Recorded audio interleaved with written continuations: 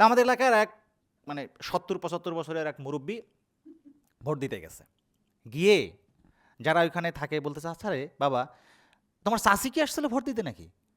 কয়, হ্যাঁ আসছিল তো, চাচি তো একটু আগে ভোট দিয়ে গেছে, কারণ আমার সাথে দেখা হয় নাই। কয়, কও কি? তোমার চাচি তো 10 বছর আগে মারা গেছে, আর আমি প্রতিবারে ভোট দিতে আসে শুনি সে আমার আগে ভোট দিতে চলে যায়।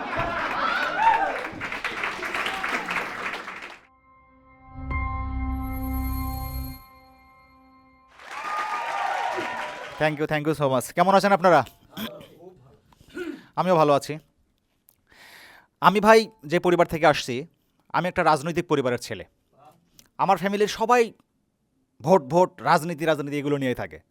ইভেন আমার ওয়াইফ, সে আমার এলাকার একজন জনপ্রিয় চেয়ারম্যান। না না না না, না এত হাসি না। আমার সংসারে আমি মেম্বার, আমার বউ চেয়ারম্যান। তো আমার ভাই নির্বাচনে খারাইছে।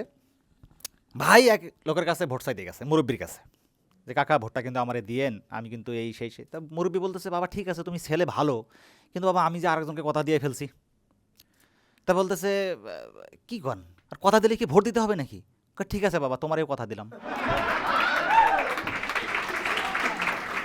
তা আমাদের এলাকার এক ৭০-৭৫ বছরের এক মুরব্বী ভোট দিতে গেছে।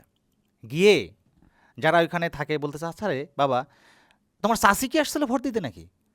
কয়, হ্যাঁ আসছিল তো, চাচি তো একটু আগে ভোট দিয়ে গেছে, কারণ আমার সাথে দেখা হয় নাই। কয়, কও কি?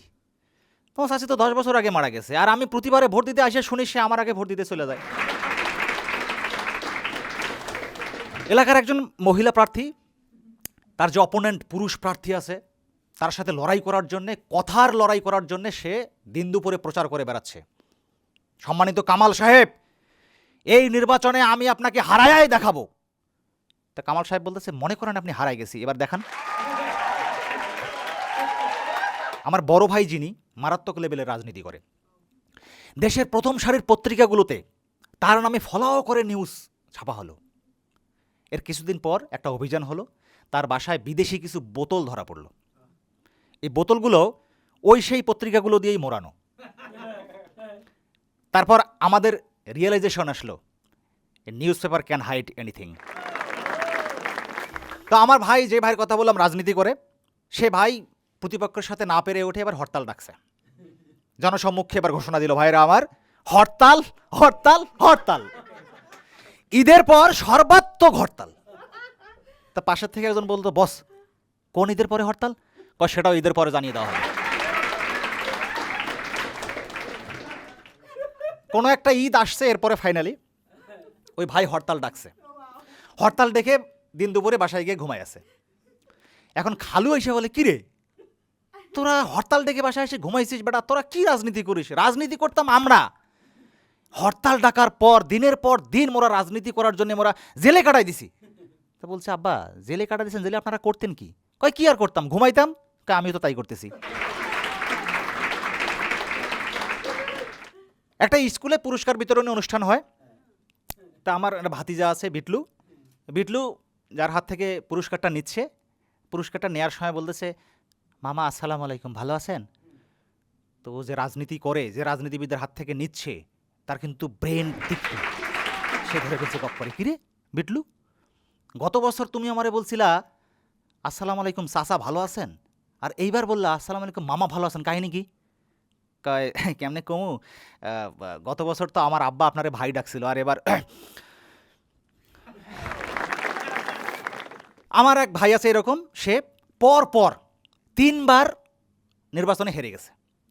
হেরে গিয়ে পাগল হয়ে গেছে, এমন পাগল হয়ে গেছে যাতে একদম জটাধরা পাগল বলে, মানে মানে একেবারে পাগল। হ্যাঁ, তো আমাদের এলাকায় হয়েছে কি, এক লোক, সে কোনো এক কারণে সুইসাইড করবে, সে একটা বড় পিলারের ওপর, খাম্বার ওপর উঠে পড়ছে। এখন এলাকার লোক সবাই চলে আসছে, নাম নাম নাম, নামবি না নাম, নাহলে কিন্তু তোর বাড়িঘর ভাঙ্গা দেবো। নামে না। ফায়ার সার্ভিসের লোকজন আসছে, নাম নাম নাম, পুলিশ এসে বলে নাম, নাহলে কিন্তু গুলি করে দেবো। ও নামে না। ওই যে রাজনীতি করার পর পাগল হয়ে গেছে আমার মামায়, যে লোকে, সে করছি কোথায় যেন একটা ব্লেড পাইছে, ব্লেড নিয়ে এসে ওই খাম্বার নিচে কাটা শুরু করছে।